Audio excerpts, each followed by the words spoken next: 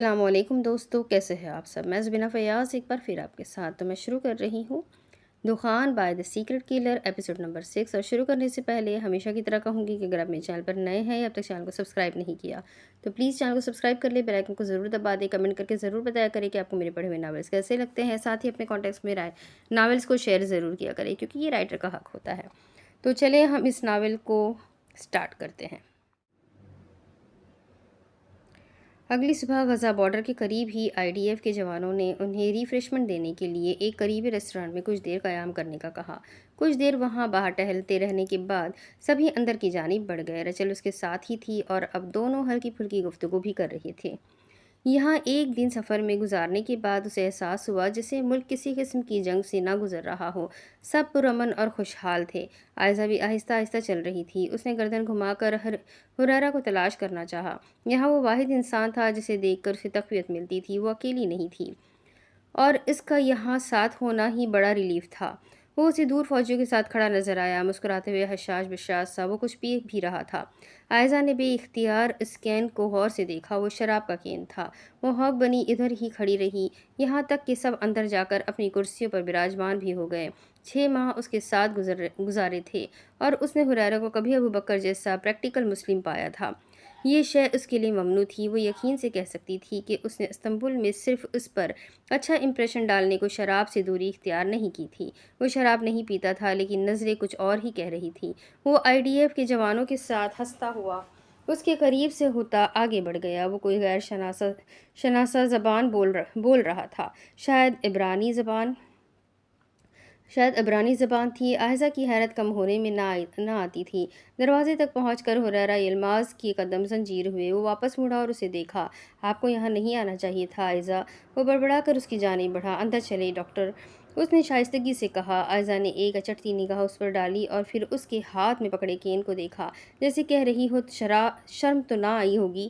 حریرہ نے شانے اچکائے۔ پیتا تو پکڑا جاتا، نہ پیتا تو مارا جاتا، اسی لیے پانی ڈال کر ان کے ساتھ غزہ میں مرتے لوگوں کی موت پر جشن کر رہا تھا۔ وہ فوراً اس کی نظروں کا ذومانی مقصد سمجھ گیا تھا۔ وہ بنا کچھ کہے آگے بڑھ گئی۔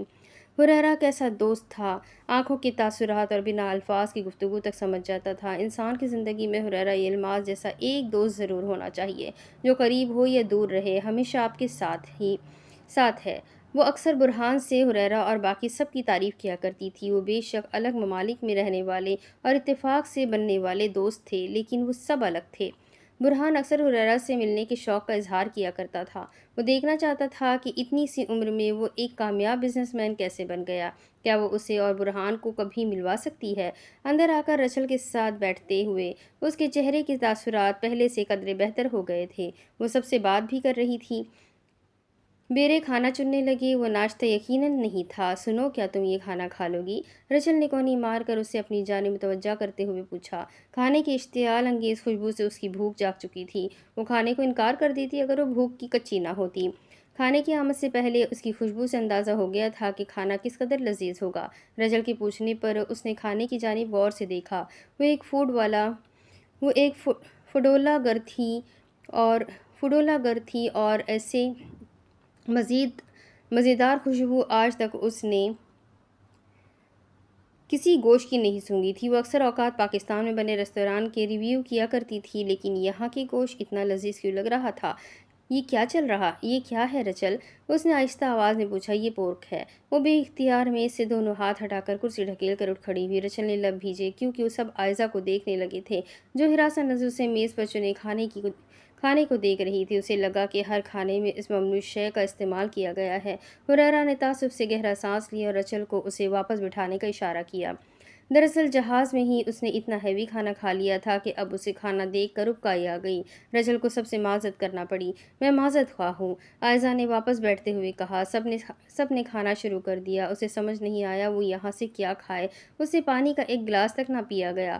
حریرہ اسے ہی دیکھ رہا تھا اور کوئی ترکیب کر رہا تھا کہ کسی طرح عائزہ کو یہاں سے اٹھا لے۔ کوئی اسے کھانا چکھنے کو کہہ رہا تھا، بس ایک نوالا۔ کوئی اسے ڈرنک لینے کو کہہ رہا تھا، صرف آدھا گلاس۔ کوئی اسے یہ کھانا ساتھ لے جانے کو کہہ رہا تھا، شاید غزہ جا کر اس کے کام آئے۔ وہ سب کو نرمی و شائستگی سے منع کرتے رہ جاتی۔ اس کی نظر گھوم پھر کر دوبارہ سے حریرہ پر جا پڑتی۔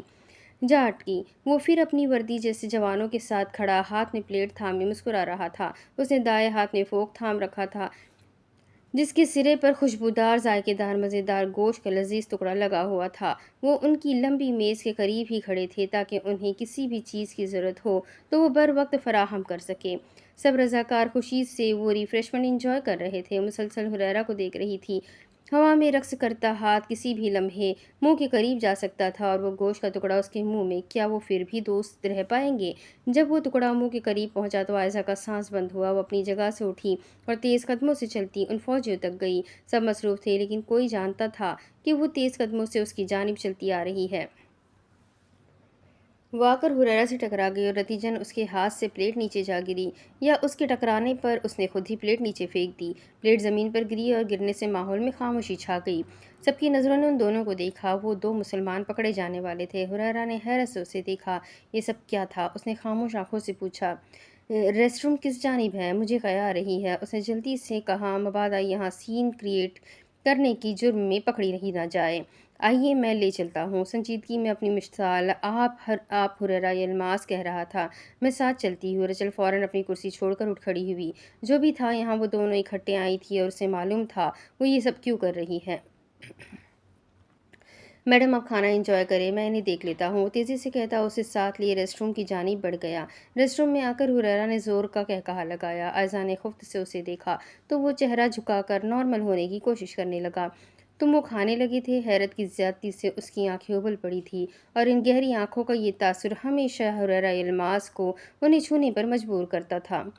वो क्या? उसने नरमी से पूछा। वो जो सब खा रहे हैं। You mean pork? उसने मुस्कुराहट रोक कर पूछा। आयशा ने उसकी बात पर इस बात में सर हिलाया। खा नहीं रहा था, बस पोज कर रहा था। क्या हकीकी लग रहा था? वो हकी अलमकदूर मुस्कुराहट रोकने की कोशिश में था। मुझे इस जगह से घिन आ रही है। वो गर्दन पर हाथ फेरती परेशान हाल लग रही थी। भूख तो लगी होगी। आयशा ने खश्मकीन निगाहों से उसे देखा। उसे मालूम था कभी इस्तांबुल में उसने अपने दोस्तों को बताया ही क्यों कि वो भूख की कितनी कच्ची है। नहीं तो मुझे कोई ख़ास भूख नहीं लगी, मैं कई दिन तक भूखी रह सकती हूँ। उसने गर्दन अकड़ाकर अपनी इज्जत और वक़ार को झुकने नहीं दिया, लेकिन सिर्फ भूख मिटाने के लिए वो हराम नहीं खा सकती थी। हुरैरा ने यकीनन लम्हे के 1000वें हिस्से में जान लिया था कि वो झूठ बोल रही है। तभी गहरा सांस लेकर रह गया। शायद उसे नहीं याद था कि वो अपने ग्रुप में सबसे ज़्यादा खाना खाने के लिए मशहूर थी। आपको यहाँ नहीं आना चाहिए था आयशा, वो आने वाली संगीन सूरत हाल के पेश नज़र कह रहा था। तुम क्यों आए फिर? हालात ले आए। उसे भी हालात लाए थे। वो दोनों कुछ देर वहाँ खड़े रहे और जब यकीन हो गया खाना खाया जा चुका है तभी वापस हो लिए। खाना ख़त्म हुआ और सब वापस सफ़र में जुट गए। उनकी वैन अभी अभी वहीं थी। आयशा जब वैन में बैठी तो हुरैरा ने एक चॉकलेट उसकी जानिब बढ़ाई। वो चौंकी। ये खा ले, अपने मुल्क से लाया था, हलाल और नॉन जेनोसाइडल है।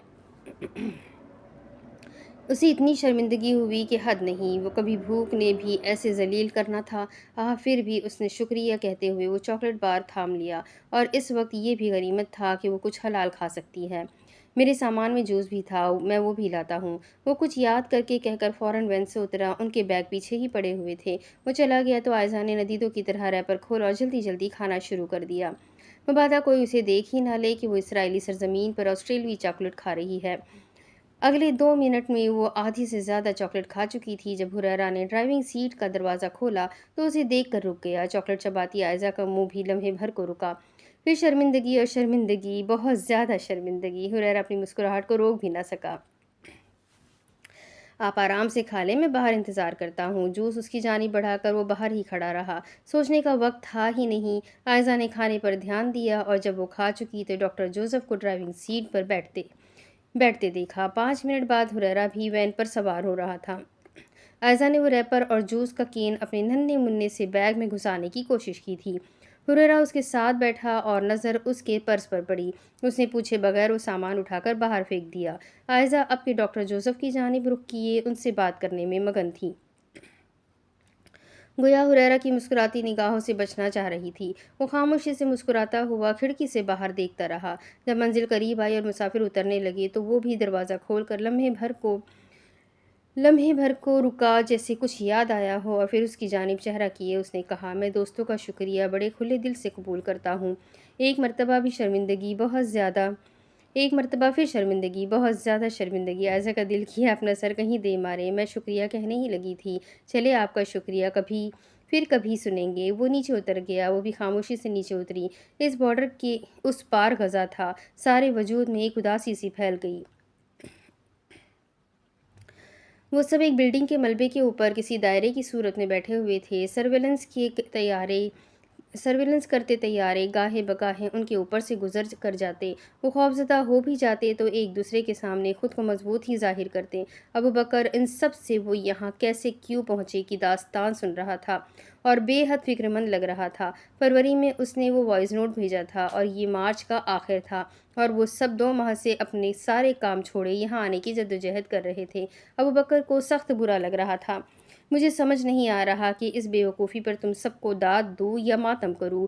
ماتم کیوں کرو گے؟ تمہیں تو خوش ہونا چاہیے، اینا نے فوراً کہا۔ کس بات کی خوشی اینا؟ میں سمجھا تھا یہاں میرے پاس کھونے کو کچھ نہیں بچا، لیکن جو بچا تھا وہ خود چل کر آ گیا ہے۔ اس نے ایک ناراض نگاہ ان چاروں پر ڈالی کہ کس قدر مشقت اور خطرناک طریقے سے وہ سب یہاں پہنچنے میں کامیاب ہوئے ہیں۔ تمہارا سچ ہی اتنا جذباتی تھا کہ ہمیں آنا پڑا۔ کوئی انسان بھی سنتا تو مدد کرنے کے لیے کچھ نہ کچھ تو ضرور کرتا۔ معاویہ منمنایا۔ ابوبکر کو اس پر تو ویسے ہی زیادہ غصہ تھا۔ وہ اپنا سب کچھ داؤ پر لگا کر یہاں آیا تھا۔ دیکھو یہاں حالات ہمیشہ ایسے ہی رہتے ہیں۔ اس مرتبہ زیادہ ہو گیا اور تم سب کو فکر ہوئی۔ میں شکرگزار ہوں، لیکن یہاں میرے ساتھ لڑنا، لوگوں کی مدد کرنا وغیرہ، فار گاڈ سیک تم سب یہاں سے جاؤ اور اپنا مستقبل بناؤ۔ عائزہ آپ اتنی احمق کیسے ہو سکتی ہے کہ پاکستان میں کسی کو بتایا تک نہیں کہ غزہ آ رہی ہے؟ میرا سر پھٹ جائے گا۔ وہ تپا ہوا تھا اور وہ سب خاموشی سے اسے سنے گئے۔ وہ ابوبکر کو ایسے سنتے ہی رہتے تھے جیسے انہیں بتاتی تو وہ خوشی خوشی اجازت دے دیتے۔ عائزہ بڑبڑائی۔ اینا نے تفکر سے ابوبکر کو دیکھا اور حوصلہ کر کے اس کے دائیں کندھے پر ہاتھ رکھا۔ پتہ نہیں بکر، تم نے مجھے خوب پڑھنے اور نام کمانے کا کیوں کہا تھا؟ شاید تمہیں لگا ہوگا کہ پھر میں انسانیت کے لیے کچھ کر سکوں گی، ظالموں کے خلاف لڑ سکوں گی، لیکن میں اس وقت کا انتظار نہیں کر سکتی، کیونکہ میں یہاں تمہاری مدد کرنا چاہتی تھی تاکہ تمہیں پھر سے مسکرانے کی کوئی وجہ دے سکوں۔ ایک نسل کشی کی لہر میں اپنی پوری فیملی کو کھو دینا چھوٹا صدمہ تو نہیں ہے بکر کہ تم اسے آسانی سے جھیل سکو۔ میں یہاں تمہیں سننے آئی تھی کہ جب تمہیں لگے کہ تمہارا کوئی نہیں ہے تو اینا ہرلین تمہیں وہاں کھڑی نظر آئے۔ وہ مسکرا دی تو ابوبکر نہ چاہتے ہوئے بھی مسکرایا۔ تمہاری فیملی کا کیا اینا؟ تم چاہتی ہو وہ تمہیں کھو دے؟ اینا کوئی جواب دینے ہی والی تھی کہ آواز پر رک گئی۔ ادھر دیکھ کر مسکراؤ سب، ماریا وکٹوریہ کیمرہ لیے ان سب سے کہہ رہی تھی۔ وہ سب اس جانب دیکھ کر مسکرا دیے کہ مسکرانا اتنا مشکل نہ تھا۔ یہ یہاں میری فیملی ہے، ماریا کو دیکھتے ہوئے اینا نے کہا۔ تصویر بن گئی تو ماریا ان سب کی جانب چلی آئی۔ کیا تم سب کوئی خفیہ پلان بنا رہے ہو؟ اگر نہیں تو کیا میں تم سب کو جوائن کر سکتی ہوں؟ بالکل ماریا خانم، اینا نے کہا اور ان سب نے ماریا کے لیے وہاں جگہ بنائی۔ تمہاری فیملی کا جان کر افسوس ہوا ابوبکر، ماریا نے بیٹھنے کے بعد کہا۔ ابوبکر نے اس بات میں سر ہلایا۔ اور باقی ہزاروں کی تعداد میں مارے گئے لوگوں کا کیا ماریا خانم؟ مجھے ان کے بارے میں بھی افسوس ہے معاویہ۔ ابھی آنے والے دنوں میں جو لوگ اس نفرت کی بھیٹ چڑھیں گے اس کے بارے میں بھی افسوس ہے، اس نے آہستگی سے کہا۔ سب اداس سے بیٹھے رہ گئے۔ یہاں آ کر بھی وہ سب افسوس کر رہے تھے۔ اس کا کوئی حل نہیں ہے ماریا خانم؟ اینا نے افسردگی سے پوچھا۔ ابوبکر ماریا سے مرعوب ہوا تھا۔ اس کے بارے میں اینا نے خاصا بریف کر دیا تھا کہ وہ کس قسم کی نڈر اور دلیر صحافی ہے۔ حل ہمیشہ موجود ہوتا ہے اینا، برداشت دکھانا ہوتی ہے ہر حل کے لیے جو کہ مشکل کام ہے۔ آپ کی نظر میں کیا حل ہے ماریا خانم؟ ابوبکر اس کا نظریہ جاننا چاہتا تھا۔ 2 اسٹیٹ سولوشن، اس نے شانے اچکاتے ہوئے بتایا۔ وہ سب جو غور سے حل سننا چاہ رہے تھے پیچھے ہو کر بیٹھ گئے۔ یہی تو یہاں ممکن نہیں تھا۔ اس ساری ناانصافی کے بعد بھی آپ کیسے کہہ سکتی ہے کہ 2 ریاستی حل اس مسئلے کا حل ہے؟ بکر، میں نے ایک آئیڈیل حل دینے کی کوشش کی ہے، ورنہ ایک ریاستی حل بھی بہترین ہے۔ امن اسی طرح برقرار رکھا جا سکتا ہے۔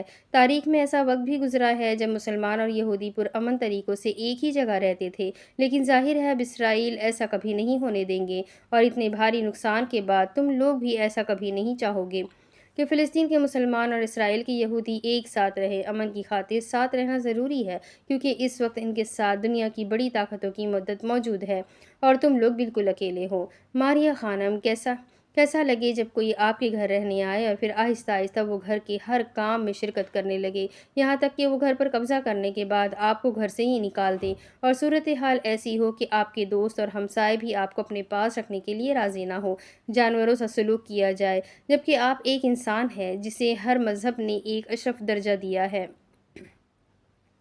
मैं समझती हूँ बगैर कि कैसा महसूस हो सकता है, लेकिन इस एक जगह के लिए अपने लोगों को रोज़मर्रा देखना कहाँ का इंसाफ है। आप चाह रही हैं मेरे लोग ये जगह छोड़ दें? उसने हैरानी से पूछा। मैं अमन के साथ रहने की बात कर रही हूँ।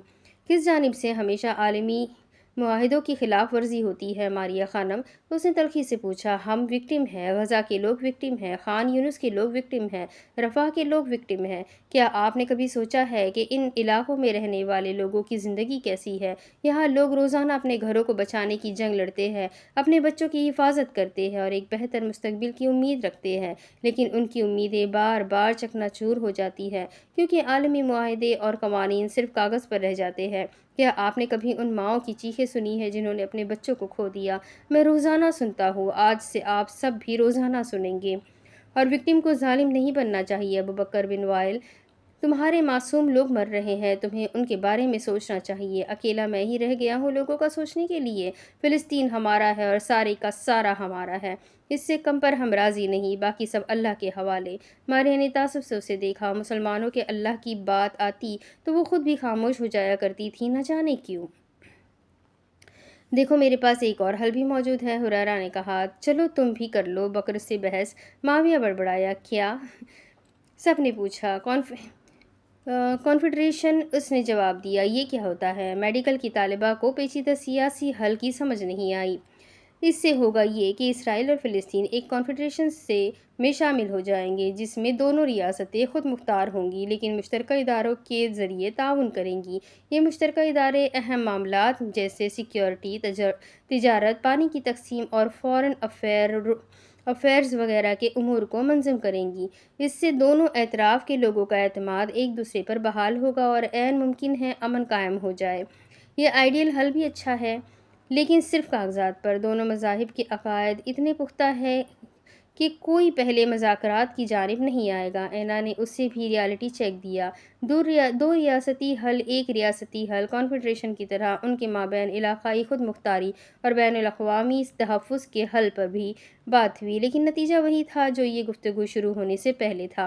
वहाँ बैठा कोई शख्स इतनी ताकत नहीं रखता था कि अपना तजवीज़ किया गया हल किसी पर फ़र्ज़ करवा सके।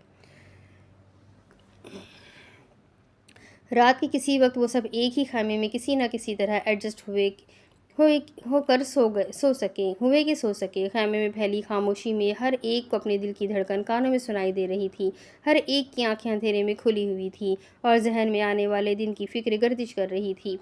लेकिन सब जानते थे कि नींद किसी को भी नहीं आनी। उनके जहनों में मुख्तलिफ ख़यालात का हुजूम था। कोई अपने वतन की यादों में गुम था, कोई अपने प्यारों के बारे में सोच रहा था, कोई यहाँ पहुँच जाने की हकीकत तस्लीम कर रहा था और कोई मुस्तकबिल की उम्मीदों और ख़दशात में डूबा हुआ था। रात की सर्द हवा खैमे के कपड़े से टकराती तो जैसे खौफ की एक लहर हर दिल में दौड़ जाती। बाहर से हवा के झोंकों की आवाज़ और किसी किसी खैमे से कराहने या रोने की आवाज़ उनकी बेचैनी में मज़ीद इजाफ़ा कर रही थी। कुछ वक्त बाद जब थकन ने उनके जिस्मों को जकड़ लिया तो वो सब किसी न किसी तरह सोने में कामयाब हो गए थे। उन सब ने रात की खामोशी में अपनी आंखें बंद कर ली, इस उम्मीद में कि शायद कुछ लम्हों के लिए वो अपने खौफ और कल की फ़िक्र को भुला सके। रात के इन लम्हों में उन सब के दिलों में एक ख्वाहिश मुश्तरका थी, अमन, सुकून और एक बेहतर कल की उम्मीद। अबू बकर ज़रा फासले पर बैठा उन सब को सुकून से सोता हुआ देख रहा था। कितने बड़े डफ़र है सब के सब। वो गहरा सांस लेकर बड़बड़ाया और बिना चाप पैदा किए अपनी जगह से उठा और खैमे से बाहर निकल गया। रात ख़त्म हो रही थी। हवा चलने की वजह से गर्मी का कुछ ज़ोर टूटा था। वो चंद पल महसूस करता रहा कि खामोश रात में आवाज़ें कहाँ कहाँ से आ रही है और मेडिकल के कैंपों के अलावा उसे सारे में सुकून सुनाई दिया। अभी सुबह पूरी तरह तुलू नहीं हुई थी। यहाँ खामोशी इसीलिए भी थी कि एक दिन पहले ही करीबी गांव में बमबारी हुई थी। बमबारी का यह सिलसिला शुमाल से जुनूब की जानिब बढ़ रहा था और डॉक्टरों की एक बड़ी तादाद उन्हें रेस्क्यू करने वहां पहुंच चुकी थी। यहाँ चंद एक मकामी इलाकों के लोग थे जो अभी सो रहे थे, लेकिन तादाद हज़ारों में ज़रूर थी। وہ چھوٹے چھوٹے قدم اٹھاتا بڑھا، شاید وہ میڈیکل کیمپ کی جانب بڑھ رہا تھا کیونکہ وہ ایک رضاکار ڈاکٹر تھا، لیکن نہیں، کیمپ پیچھے رہ گیا۔ ابوبکر آگے بڑھ گیا۔ یہ ابوبکر سنجیدہ تھا اور اسے اس وقت بے بسی بھی محسوس نہیں ہو رہی تھی۔ وہ ایک ایسی بلڈنگ تک پہنچا جسے چند دن پہلے ہی دن میں 3 مرتبہ شدید بمباری کا نشانہ بنایا گیا تھا کہ انہیں خبر ملی تھی اس بلڈنگ کے نیچے حماس کی ٹنل ہے۔ اگر وہ بلڈنگ صحیح سلامت ہوتی تو اس کے سامنے ایک خوبصورت سڑک ہوتی اور اس سڑک کے پار ترتیب میں لگے کھجور کے درخت ہوتے اور ان کھجور کے درختوں کے پیچھے چھوٹے موٹے کیفے اور ریستوران ہوتے جن کے باہر میز کرسیاں سجی ہوتی، لوگ بیٹھ کر ملکی اور غیر ملکی حالات پر تبادلہ خیال کر رہے ہوتے۔ سب حسین ہوتا، مگر اب کچھ بھی ویسا نہیں رہا تھا۔ اس کا شہر تباہ ہو چکا تھا۔ وہ اندازاً اس سڑک پر آیا جیسے معمول ہو اور وہ راستہ جانتا ہو۔ اس سڑک کے اختتام پر ایک تنگ سی گلی تھی۔ وہ اس گلی کی جانب مڑ گیا۔ اس تنگ گلی میں ہی ایک سیوریج لائن جاتی تھی اور اس کے نیچے ایک اور دنیا آباد تھی، ابوبکر کے لوگوں کی دنیا، اس کے جانبازوں کی دنیا۔ وہ اس سرخ رنگ کے گٹر تک آ کر رکا۔ اس پر سے ملبہ اٹھانا اور بڑے پتھروں کو اطراف میں کر دینا ایک مشکل کام تھا۔ جب اس کام سے فارغ ہوا تو اس کے اوپر کا ڈھکن ہٹایا۔ حیرت انگیز طور پر اس سیوریج لائن کے گٹر سے بدبو کے بھبوکے نہیں اٹھ رہے تھے۔ شاید وہ کوئی گٹر نہیں تھا۔ ارد گرد غور سے دیکھا اور پھر گٹر میں اتر گیا۔ وہاں اندر لوہے کی سیڑھیاں نیچے کو جاتی تھی۔ وہ کوئی 5-10 سیڑھیاں نہیں تھیں بلکہ پوری 40 سیڑھیاں تھیں۔ وہ کسی ٹنل تک جانے کا راستہ تھا۔ IDF کو غلط معلومات نہیں ملی تھی۔ اس نے اوپر کا ڈھکن بند کر دیا اور اندھیرے میں ہی وہ سیڑھیاں اترتا آگے بڑھ گیا۔ گنتی کے 20 قدم وہ سیدھا چلا تو آگے مزید سیڑھیاں تھیں، 1 2 3 اور مکمل 10 اسٹیپ۔ سیڑھیاں اتر کر اس نے اپنا ہاتھ اٹھا کر سامنے موجود دروازے پر 7 مرتبہ انگلیوں سے اور 3 مرتبہ ہاتھ سے دستک دی اور اندھیرے میں وہیں کھڑا رہا۔ چند لمحوں بعد کلک کی آواز سے وہ دیوار سامنے سے ہٹتی چلی گئی اور ایک روشنی سے نمودار ہوئی اور وہ مزید آگے بڑھ گیا۔ اس کے اندر جاتے ہی وہ دیوار بند ہو گئی اور اس دیوار سے باہر واپس اندھیرا چھا گیا۔ سیڑھیوں پر کھڑی ماریا وکٹوریہ نے دونوں ہاتھ منہ پر رکھ لیے۔ شوق تھا جو اس لمحے وہاں اس روسی جرنلسٹ کو ملا تھا۔ اگر مزید غور سے دیکھو تو چہرے پر بے یقینی پھیل گئی تھی۔ اس دیوار سے اندر داخل ہوتے ہی ایک سرنگ نما کچا راستہ تھا جس کی دیواروں میں کئی دروازے نصب تھے۔ وہاں ایک دنیا آباد تھی، خوش باش، کھاتی پیتی اور دنیا کی خبروں پر تبصرہ کرتی ہوئی۔ گویا کسی ٹنل میں یوں لمبے عرصے کے لیے سروائیو کرنا آسان نہ تھا، لیکن وہ سب وہاں کافی اچھے حالات میں رہ رہے تھے۔ وہ مزید 1-2 سیکیورٹی کلیئرنس سے گزر لینے کے بعد مختلف راہداریوں سے گزرتا ایک دروازے کے باہر جا کھڑا ہوا۔ اس نے دروازہ کھٹکھٹایا اور وہ دروازہ کھل گیا۔ یقیناً وہ اس کی آمد سے واقف تھے۔ ابوبکر آگے بڑھ گیا اور اس کمرے پر ایک تنقیدی نگاہ ڈالنے کے بعد ایک صوفے پر جا کر بیٹھ گیا۔ وہ ایک مکمل لیونگ روم جیسا کمرہ تھا۔ ایک جانب کتابوں کا شیلف تھا جہاں نہ جانے کتنی ضخیم کتب رکھی گئی تھی۔ دوسری جانب بڑی بڑی اسکرین نصب تھی جن میں سے ایک پر اسرائیلی نیوز چینل لگا ہوا تھا اور صحافی حماس کے کسی ٹنل کے مل جانے پر تبصرہ کر رہی تھی۔ باقی اسکرین فی الحال سیاہ تھی۔ دروازہ بند کر کے وہ بھی آ کر صوفے پر اس کے ساتھ بیٹھ گیا۔ تم پریشان لگ رہے ہو بکر۔ اس نے ابوبکر کو دیکھتے رہنے کے بعد حال احوال پوچھنا بیکار جانا۔ وہ پچھلے چند دنوں سے اداس تھا، غم میں تھا، لیکن پریشان نہیں تھا۔ وہ سب یہاں کیوں آئے ہیں؟ کون سب؟ اس نے ٹی وی کا ریموٹ اٹھا کر اسے میوٹ کر دیا۔ میرے دوست اور ان کے دوست۔ ساتھ بیٹھے لڑکے نے گہرا سانس لیا۔ باجماعت شہادت چاہ رہے ہوں گے۔ اس نے سرسری سا تبصرہ کیا۔ احمق ہے، 1 نمبر کے گدھے ہے۔ اگر کل کوئی یہاں پھر سے حملہ ہوا تو یہاں سے آگے کہاں جائیں گے؟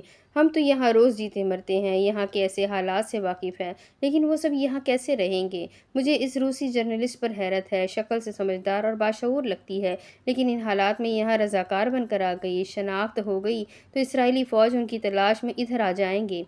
کون روسی جرنلسٹ؟ تمہاری دوست ہے نا اینا؟ نہیں، وہ محترمہ اپنے ساتھ ایک عظیم بہادر اور جنگجو جرنلسٹ کو اٹھا لائی ہے۔ ساتھ بیٹھا لڑکا پہلی مرتبہ چونکا۔ عظیم بہادر اور جنگجو، ایک ہی روسی جرنلسٹ کا نام ذہن میں آیا اور فوراً سیدھا ہوا۔ کیا نام ہے اس روسی جرنلسٹ کا؟ ابوبکر نے حیرت سے اسے دیکھا۔ ماریا وکٹوریہ۔ اور ساتھ بیٹھے لڑکے کی آنکھوں کی پتلیاں ساکت ہو گئیں۔ ماریا وکٹوریہ! اس کے لب بے آواز ہلے۔ وہ یہاں نہیں آ سکتی۔ وہ فوراً اٹھ کھڑا ہوا اور بے چینی سے ٹہلنے لگا۔ کیا ہوا عمار؟ अबू बकर ने हैरत से इस्तफसार किया और अम्मार बिन यूसुफ ने ठहर कर उसे देखा। ये वही जर्नलिस्ट है बकर, जिसकी वजह से मुझे सीरिया से गज़ा आना पड़ा। अबू बकर भी अपनी जगह से उछल पड़ा। वो मारिया जिसकी वजह से बागी अम्मार बिन यूसुफ सीरियन हुकूमत को साथ मिलाकर उसे बाजियाब करवा कर उसके मुल्क भेजने में कामयाब हुआ था और बदले में अपने ही मुल्क से निकाला गया था। वो कोई तंज नहीं था, लेकिन अम्मार बिन यूसुफ को तंज ही लगा। उसने इस बात में सर हिलाया। अमार, इन सब को यहाँ से भेजना होगा। मुझे तो ऐसे कह रहे हो जैसे मैंने उन्हें दावत देकर बुलाया है। वो दोनों ही अपनी अपनी जगह खामोश खड़े हो गए और ये लोग वाकई पागल गधे थे। उन्हें यहाँ बुलाया किसने था? काफ़ी देर खामोश रहने के बाद वो दोनों एक नतीजे पर पहुँचे कि उन सबको जल्द अज जल्द यहाँ से कैसे भेजा जाए। अमार से मुलाकात करके अबू बकर उसी तरीके से वापस ऊपर गया जैसे नीचे गया था। गटर का ढक्कन बंद किया और उस पर भारी पत्थर फेंक दिए और कदम वापसी के लिए बढ़ा दिए। लेकिन गली से निकलते उसके कदम थमे और सांस साकिन हुआ, क्योंकि सामने ही दीवार से टेक लगाए मारिया विक्टोरिया खड़ी उसे देख रही थी। ला ला ला, उन्होंने मुझे सुरंग में जाते या निकलते हुए ना देखा हो, प्लीज़ अल्लाह। उसके दिल ने एक ही दुहाई दी थी और एक लम्हे में कई बार दी थी। मरे मरे कदम उठाता मारिया तक आया और वो टेक छोड़कर सीधी खड़ी हो गई। मारिया खानम, आप यहाँ क्यों खड़ी हुई है? क्या आपको खैमे में नींद नहीं आई? उसने हत्ता अल मखदूर लहजा नरम और नॉर्मल रखने की कोशिश की थी, लेकिन मारिया की सवालिया निगाहों के सामने ये खासा मुश्किल काम था।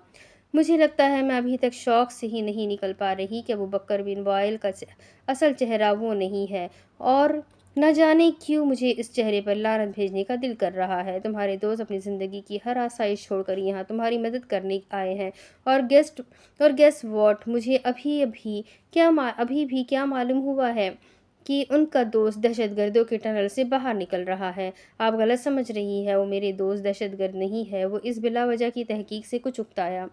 मेरी नज़र में तुम्हारे दोस्त भी इतने ही वार क्राइम के शराकतदार है जितना कि इसराइल। क्या मिला 7 अक्टूबर का स्टंट करके 32,000 लोग मरवा दिए, लाखों की तादाद में ज़ख्मी है, लातादाद लापता है। क्या मिला ये सब करके? हाँ, मासूम लोगों को बचा सके नहीं। अगर नहीं बचा सकते थे तो ये सब प्लान ही क्यों किया? तुम उनके टनल्स के रास्ते जानते हो अबू बकर, इसका मतलब तुम भी उनमें से एक हो। अबू बकर खामोशी से उसे सुने गया। सीरियसली आप मुझसे पूछ रही हैं हमने वो सब क्यों किया? क्या आपने ओपन जेल का नाम सुना है मारिया खानम? पिछले 75 सालों से मेरे लोग स्टेट ऑफ डिफेंस में है। आम दिनों में ये हमारे 150 से 300 तक लोग मार दिया करते हैं। हमारे डॉक्टर्स, इंजीनियर्स, स्कॉलर्स और इमाम मस्जिद को कैदी बना लेते हैं।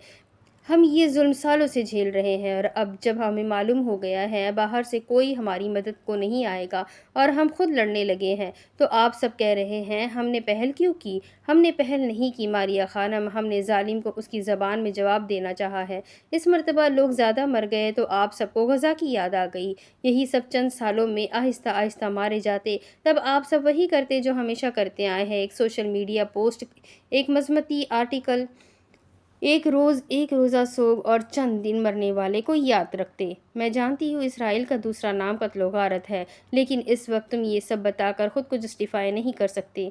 ठीक है, नहीं करता, और मैं एक गैर मुल्क से आई जर्नलिस्ट को वजाहत देने में अपना वक्त ज़ाय भी नहीं करना चाहता। गज़ा की 80% लोग इंटरनल्स के रास्ते जानते हैं, क्योंकि ये लोग हमारी वजह से हमारे ऊपर हुक्मरान बने हैं।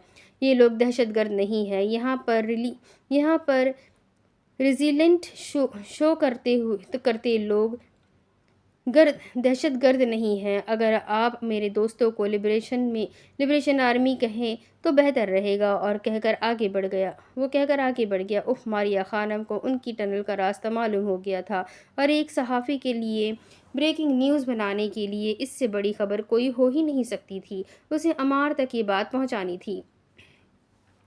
मैं इस सूरत हाल को प्रोसेस नहीं कर पा रही अबू बकर। इन मासूम लोगों का क्या जो सिर्फ तुम्हारी मदद करने यहाँ आए हैं? इन सबको वापस कैसे भेजोगे? वो निहायत ठंडे अंदाज में पूछ रही थी। वो जल्द वापस जाएंगे और मैं उन सब के साथ आपको भी वापस भेजूंगा। हर जंग में आपकी मौजूदगी ज़रूरी नहीं होती मारिया खानम। वो कुछ खफा सा बोला। मारिया ने कदरे चौंक कर उसे देखा। उसे कैसे मालूम कि वो एक जंगी सहाफ़ी है? क्या ऐना ने? उफ ऐना, मैं यहाँ एक रज़ाकार बनकर आई हूँ, ना कि तुम्हारी दोस्त। यानी मैं एक सीधे तरीके से आई हूँ और मुझे मालूम है कि किस वक्त और कहाँ जाना है। वो कहकर वापसी की राह हो ली। अबू बकर ने गहरा सांस लिया। मैं अमार बिन यूसुफ नहीं हूँ मारिया खानम। अगर मैं कह रहा हूँ आप यहाँ से बाकी सब के साथ वापस जाएंगी, तो याद रखिए आप वापस जाएंगी। मैं सिर्फ आपकी हिफाजत की खातिर सब दांव पर लगाकर अपना मुल्क नहीं छोड़ सकता, क्योंकि मुझे खुद को बचाना है ताकि अपने लोगों को बचा सकूं। वो एक कदम भी आगे ना बढ़ा सकी। उसे लगा सुनने में धोखा हुआ है। अमार का यहाँ यहाँ पर जिक्र। तुम अमार को कैसे जानते हो? मारिया फौरन उसकी जानिब पलटी। अबू बकर के पूरे कौल में अमार का नाम चौंका देने वाला था। वो मेरा दोस्त है, जन्नत का साथी है। जन्नत का साथी? क्या वो भी बागियों में से था? मारिया विक्टोरिया साकित रह गई। क्या अमार यहाँ है? मारिया का दिल किया वो कह दे कि हाँ वो यहीं है, आपसे मिलने आएगा, आपकी हिफाजत करने को आएगा। लेकिन अबू बकर ने कदर खौफी से उसे देखा। कोई वेब सीरीज चल रही है क्या? मेरा मुल्क हालत जंग में है खानम, और ऐसी जगह मैं अपने कीमती लोगों को नहीं देखना चाहता। वो कहकर आगे बढ़ गया और मारिया को वापस चलने का कहा। मारिया का जहन अमार बिन यूसुफ में अटक गया। कितने अरसे बाद ये नाम सुनने को मिला था। इस नाम से जुड़ी यादें ताज़ा हो गई थी। वो दिन याद आए थे जब वो साथ थे। उसे खाना जंगी का शिकार मुल्क भी कितना अच्छा लगता था। उन्हें सोचों में परागंदा वो वापस खेमे में आ गई, जहाँ बाकी सब सोए हुए थे। वो सो नहीं सकी, ऐसे ही बैठी उन सब को देखे गई। अबू बकर भी अपने बिस्तर पर सीधा लेट गया। नींद उसे भी नहीं आई थी, क्योंकि मारिया खानम सब जान चुकी थी। वो सब जो आड़े तिरछे एक ही खैमे में घुसे सो रहे थे। जब सुबह के उजाले में बारी बारी उन सब की आंख खुली, तो हर एक ने अपने गर्दोपेश का जायजा लिया। उनकी निगाहें फौरन अबू बकर और मारिया पर पड़ी, जो पहले से जाग रहे थे। अपने अपने बिस्तर पर बैठे उन दोनों की नज़रें एक दूसरे पर मरकूज थी। उनकी आंखों की तपिश में तलखी थी, जैसे वो गुस्से या किसी गहरे दुख का इजहार कर रहे हो। उन सब ने उन दोनों के चेहरे के तनाव को गज़ा की मौजूदा सूरत हाल से जोड़ा, लेकिन कुछ ही देर में एहसास हुआ कि ये खामोश नज़र और तल्ख निगाहें शायद रात के किसी नाखुशगवार वाक़ये से इख्तिलाफ की गमाज़ी कर रही थी। ख़ैमे में बाकी लोग भी जागने लगे थे। कुछ अपने जिस्म को खींचते हुए उठकर बाहर की जानिब जाने लगे और कुछ अपना बिस्तर समेटने लगे। एक ख़ैमे में 50 के करीब लोगों के रहने की जगह थी। सूरज की किरणें ख़ैमे की दीवारों पर पड़ रही थी और बाहर की हंगामा आराई की मध्यम सी आवाज़ ख़ैमे के अंदर सुनाई दे रही थी। ये सुबह की फ़िज़ा उनके लिए एक नई उम्मीद और तवानाई लाने के बजाय खौफ और बेचैनी का पैगाम लेकर आई थी। तुम सोए नहीं बकर? माविया ने हैरत से पूछा। नींद की ज़रूरत महसूस नहीं हुई, संजीदा सा जवाब। और आप मारिया खानम? आयज़ा ने भी बिस्तर को तह लगाते हुए इस्तफसार किया। सबकी मुश्तरका नज़रें अबू बकर से होती हुई मारिया पर जा टिकी। रात को कुछ देख कर मेरी नींद उड़ गई। तुम सब अच्छे से सोए? मारिया ने एक नज़र आयज़ा को देखकर अबू बकर की जानिब देखकर पूछा। वो सब आहिस्ता आहिस्ता उठ बैठे और गौर से उन दोनों को देखा। क्या आप दोनों के दरमियान कोई मसला चल रहा है? हुरैरा ने सवाल किया। सब उनके गिर्द इकट्ठे हो गए। हुरैरा यल्मास, सिडनी के कम उम्र कामयाब एंटरप्रेन्योर एंटरप्रेन्योर। हुरैरा ज़मीन पर बैठते बैठते रुका। मारिया खानम, अबू बकर ने उसे मज़ीद बोलने से रोकना चाहा। मुझे पूछना था कि तुम यहाँ कितने दिनों के लिए रुकोगे? मुस्कुराकर पूछ रही थी। आप ये सवाल बिना डराए भी कर सकती थी। हुरैरा हैरान हुआ कि भाई किस चीज़ का सस्पेंस डाला हुआ है। क्या तुम शहादत का ज़म लेकर आए हो? शायद जहाद का। वो क्या है ना, तुम जैसे कई जवान देखे हैं। मैं समझा नहीं। मारिया विक्टोरिया ने उसे कुछ समझाने पर जोर दिया भी नहीं। आयज़ा सुबहानी, तुम पाकिस्तान की एक काबिल डॉक्टर हो। तुम क्या सोचकर यहाँ आई थी? मैं रज़ाकार बनकर आई थी। उसने संजीदगी से अपना जवाब सब पर वाज़ेह किया। और तुम तुम बार एग्ज़ाम देने के बजाय यहाँ क्या कर रहे हो? माविया बिन अब्दुल्ला, मैं अपने दोस्त के लिए यहाँ आया हूँ, उसने जवाब दिया। मारिया इस्तेज़ाइया हंस दी। दोस्त? वाओ! और तुम अपने दोस्त की मोहब्बत में यहाँ चली आई? एना हरलीन, ब्रावो! ये एना हरलीन की अनकही मोहब्बत के मुंह पर थप्पड़ था, जिसकी गूंज उसने बेदिक्कत महसूस की थी। उसकी मोहब्बत इस तरह तमाशा, वो भी उसकी रोल मॉडल के हाथों, उसे सख्त नागवार गुजरा। मारिया खनम, आप मेरे दोस्तों को गैर आरामदा कर रही हैं। जो भी बात है खुलकर करें आप लोग। माविया ने इस नासमझ में आने वाली गुफ्तगू से उकता कर कहा। हाँ, मेरा भी यही ख्याल है कि खुल कर बात की जाए। तुम लोग जो अरब ममालिक की खाने जंगी के विक्टिम होते हो ना, दुश्मनों और दोस्तों को खूब पहचानते हो। मैं सीरिया में एक ऐसा धोखा खा चुकी हूँ अबू बकर, اور میں نہیں چاہوں گی یہاں بیٹھا کوئی بھی انسان تم سے وہی دھوکہ کھائے۔ تمہیں سب کی حقیقت کلیئر کرنا ہوگی۔ یہ تمام کے تمام ڈفر تمہاری مدد کرنے چلے آئے، لیکن کیا تمہیں ان سب کی مدد درکار تھی؟ آپ دونوں کی گفتگو سے احساس ہو رہا ہے کہ کچھ ایسا ہے جو ہم سب سے چھپا ہوا ہے۔ کیا تم وہ سب ہمیں کلیئر کرو گے بکر؟ ہم ہر طرح کے حالات کے لیے تیار ہو کر یہاں آئے تھے۔ ہریرا کے کہنے پر ماریا نے اسے اور باقی سب کو دیکھا۔ کیا وہ سب یہ پہلے سے جانتے تھے؟ تم سب اپنے سوال کا صرف ایک سچا جواب دو گے کہ تم سب یہاں کیوں آئے تھے؟ ابو بکر اٹھ کھڑا ہوا۔ اسے سچ بولنا ہی پڑے گا، وہ واقعی دھوکہ دینے والا نہیں بننا چاہتا تھا۔ وہ اپنے دوستوں کو مینیپولیٹ نہیں کرنا چاہتا تھا۔ ہریرا، اس نے سنجیدہ نظروں سے اسے دیکھا، میں تمہیں ملانے آیا تھا کہ تم میرے ساتھ سڈنی چلو۔ وہاں ایک بہتر مستقبل تمہارا انتظار کر رہا ہے۔ ماریا نے شرم دلانے والی نگاہوں سے ابو بکر کو دیکھا، جس نے اپنی نظریں یوں چرا لی جیسے واقعی اس سے غلطی ہوئی ہو۔ عائزہ، میں بس یہاں کے لوگوں کی مدد کرنا چاہتی تھی۔ بس سوشل میڈیا پر وائلنٹ کنٹینٹ کیا دیکھ لیا، سب میں انسانیت جاگ گئی۔ وہ کچھ تلخی سے بولا۔ عائزہ کو بے حد شرمندگی ہوئی۔ اینا، اس کا سر جھک گیا۔ میں تمہارے لیے آئی تھی ابو بکر۔ اینا نے زور سے آنکھیں میچی۔ ابو بکر نے ملامتی نگاہ اس پر ڈالی تھی۔ معاویہ، تمہارے رہ گئے لوگوں کو کسی طرح کویت میں سیٹل کروانے آیا تھا، اور ان سب کے جواب سن کر ابو بکر کو گلٹ ہوا ہو یا نہ ہو، ماریا کو اچھا ضرور لگا تھا۔ وہ سب کسی فائدے نقصان کا سوچ کر یہاں نہیں آئے تھے۔ وہ واقعی انسانیت کی خاطر آئے تھے یا صرف ابو بکر کے لیے؟ تم سب جانتے ہو یہاں کے مقامی لوگوں کو حماس کے بارے میں علم ہے۔ یہاں لوگ ان کی ٹنلز کے راستے جانتے ہیں، کبھی کبھار شکل میں آتے جاتے بھی رہتے ہیں، کیونکہ حماس کے لوگ عام لوگوں کے ساتھ اٹھتے بیٹھتے رہے ہیں۔ میں بھی ایک حماس فائٹر ہوں، القصام بریگیڈ میں کام کرتا ہوں۔ ماریا کے سوائے سب نے شوق سے اسے دیکھا، لیکن وہ مزید کہہ رہا تھا۔ ہم ظالم کو روک نہیں سکتے، لیکن ایسے لوگوں سے رابطہ بھی نہیں توڑ سکتے جو ان کے ساتھ لڑتے ہیں۔ ہماری کوئی اسٹینڈنگ آرمی نہیں ہے اور ہم اپنی حفاظت خود کر رہے ہیں۔ ہمارے لوگ حماس کے ساتھ اکتوبر والے حملے پر غصہ ہے، ایسا آپ کو اسرائیلی میڈیا نے بتایا ہوگا، لیکن یہاں کوئی بھی حماس کے خلاف نہیں ہے، کیونکہ وہ ہم ہیں۔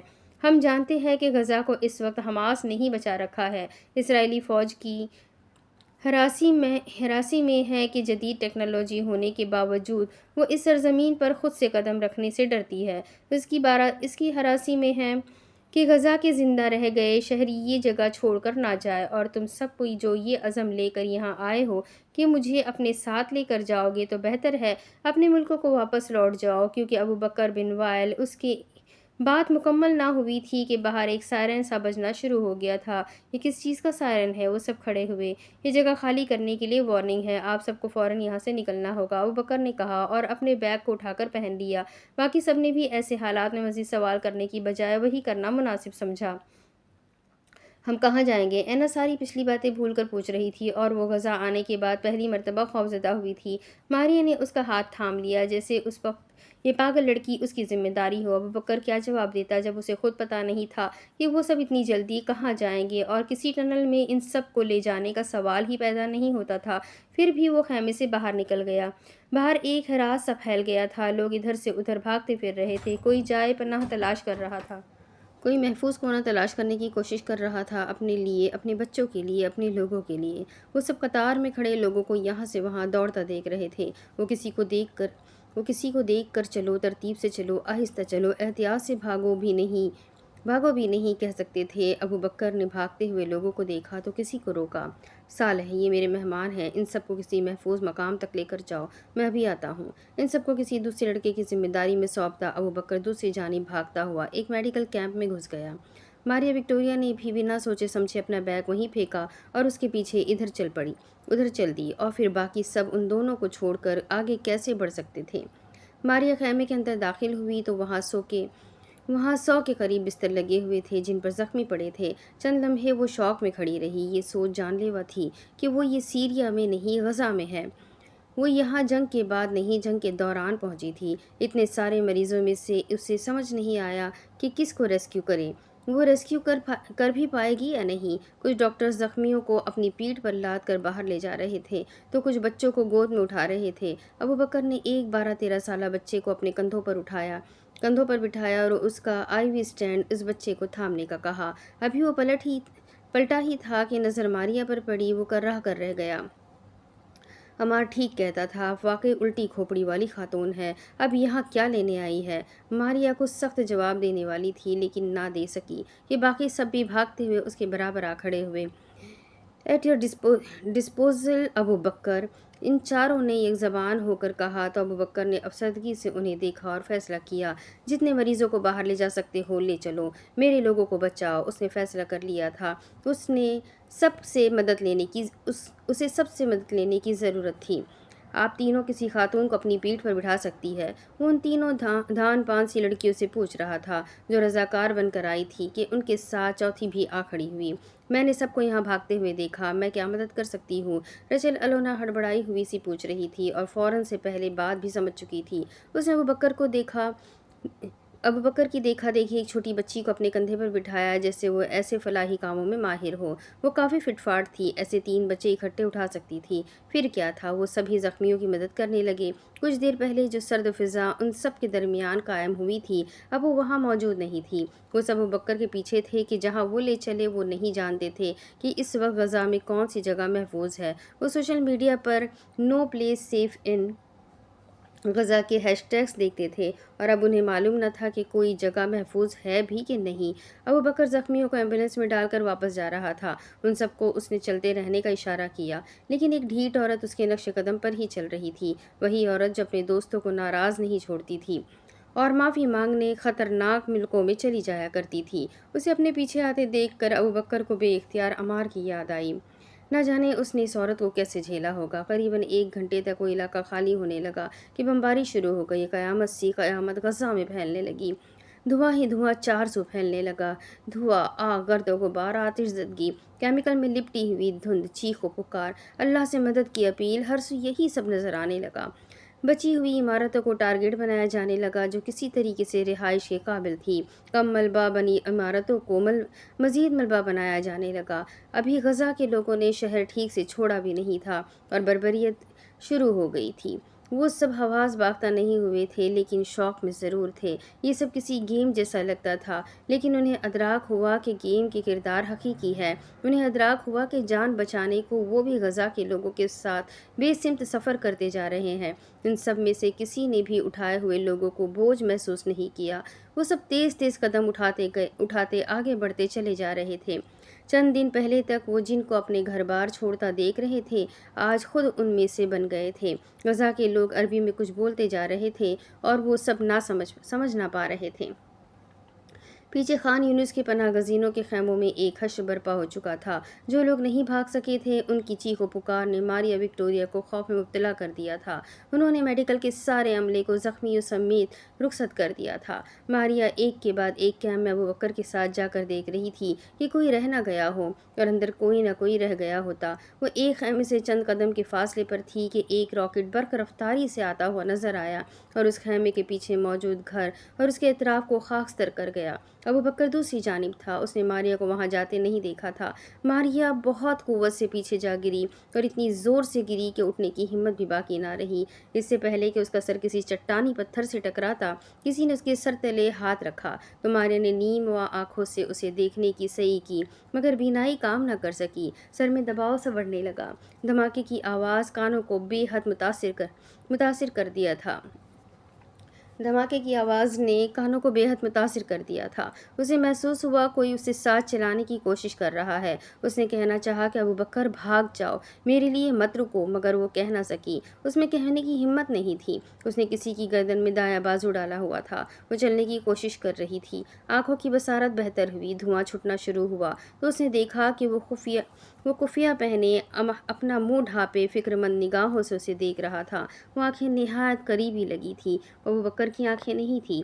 وہ ان آنکھوں کو پہچانتی تھی لیکن کوئی شبہ دماغ میں نہیں آ رہا تھا۔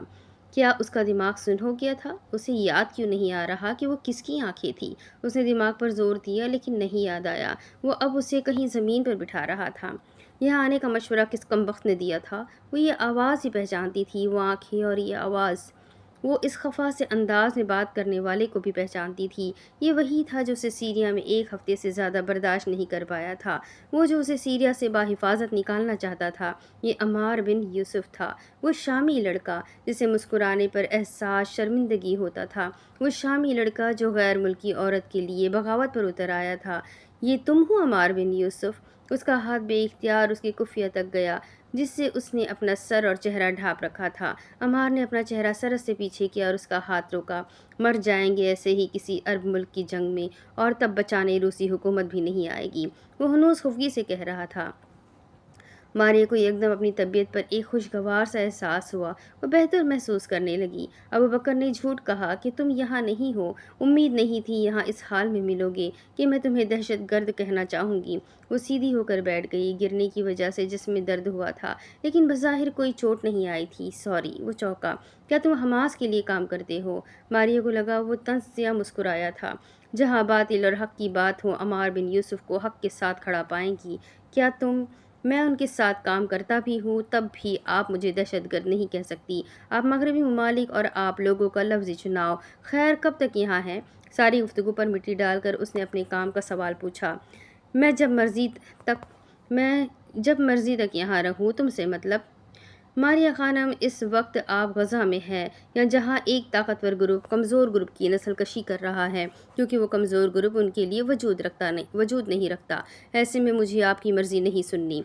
आप और बकर के दोस्त कब तक यहाँ है? अपनी आखिरी सांस तक। वो उठ खड़ी हुई। हवास बहाल हो गए थे। वो शौक से बाहर निकल आई थी। उसने मुड़कर अम्मार बिन यूसुफ को नहीं देखा, लेकिन वो तो उसे ही जाता देख रहा था। वो तो लोगों की मदद करने बाहर आया था, लेकिन सिर्फ उसी की मदद करके रह गया। बहरहाल उसे देखकर अच्छा लगा था। बाहर तबाही के बाद सब फिर से नॉर्मल हो गया था। गज़ा का नॉर्मल दिन, जहाँ हर जानिब चीख व पुकार थी। लोग लोगों को तलाश कर रहे थे, ज़ख्मी कर रहे थे। अब कुछ अपने प्यारों को रो रहे थे। माएँ बच्चों को ढूंढ रही थी। इमदादी टीमें पहुँच चुकी थी और उनका नॉर्मल दिन शुरू हुआ था। वो बाहर आकर चारों एतराफ़ में खड़ देखने लगे। वहाँ कोई शनासा चेहरा नज़र ना आया। वो जानती थी अमार इसराइली टेक्नोलॉजी से बचने के लिए खुले आसमान तले नहीं आ सकता। वो यहाँ भी उसे बचाने आ गया था। उसे अच्छा लगा था। वो बेसिमत चलने लगी कि कहीं दूर से भागते हुए अबू बकर उस तक आया। आप ठीक हैं मारिया खाना? वो फिक्रमंदी से पूछ रहा था। हाँ, बाकी सब कहाँ है? अबू बकर ने उसे अस्पताल का बताया, और फिर वो खामोशी से चलती रही। वो साथ साथ कोई इतलात भी दे रहा था, लेकिन उसका दिमाग अमार बिन यूसुफ में अटका हुआ था। क्या बागी ऐसे होते हैं? वो अपने लोगों को ऐसे मरता देखने के लिए खुद से कई गुना बड़े दुश्मन से जंग मोल लेते हैं। वो अपना मुल्क अपने हाथ से तबाह कर देते हैं। ये कैसे पागल लोग हैं? उसकी अपनी जमा तफरीक ख़राब हो रही थी। कौन जालिम कौन मजलूम है, समझ नहीं आ रहा था। 1 घंटे की मसाफत के बाद वो सब एक हस्पताल के बाहर पहुंचे, जहां जख्मियों का इलाज हो रहा था। अस्पताल में मरीजों का आना जाना लगा हुआ था। वो बाकी सबके पास आकर बैठ गई। सब ने हाल दरियाफ्त किया। उसने सबको जवाब दिया। आयजा वहाँ नहीं थी। माविया और हुरैरा बच्चों को हंसा रहे थे। ऐना एक जानिब बैठी किसी औरत से उसका हाल सुन रही थी। करीबन वो उसका इंटरव्यू ले रही थी। मारिया कदर खामोश कोने में आकर बैठ गई। अबू बकर ने उसे देखा, लेकिन उसके पीछे नहीं आया, और दूसरी जानिब हुरैरा और माविया के पास बैठ गया। वो बच्चों को नज़में सुना रहे थे। एक बच्चे ने फरमाइश की कि वो फ़िलिस्तीनी मौसीकी पर उन्हें रक़्स दिखा सकता है, और उन दोनों ने खुशी खुशी इजाज़त दे दी। उस बच्चे ने रक़्स शुरू किया, और फिर उसकी देखा देखी कई बच्चे जो किसी किस्म के ज़ख्म से अब तक महफूज थे, उसके साथ शामिल हो गए। उन बच्चों ने अबू बकर को भी साथ मिला लिया और अनादमी फ़िलिस्तीनी पर रक़्स करने लगे। चंद लम्हे कबल बमबारी होने की बदौलत रोते चिल्लाते